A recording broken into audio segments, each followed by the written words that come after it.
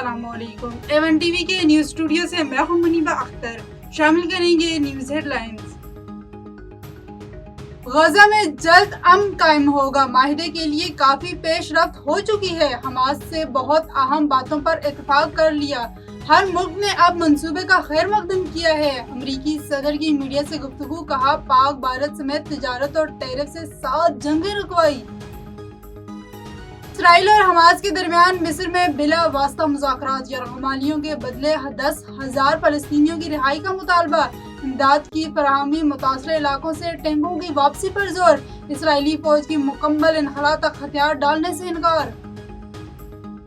पंजाब और सिंध हुकूमत आमने सामने, जरदारी का मिशन मफाहमत। सदर जरदारी के बुलावे पर मोहसिन नकवी कराची में मौजूद। वजीर दाखिला कशीदगी कम करने के लिए अहम मुलाकातें करेंगे।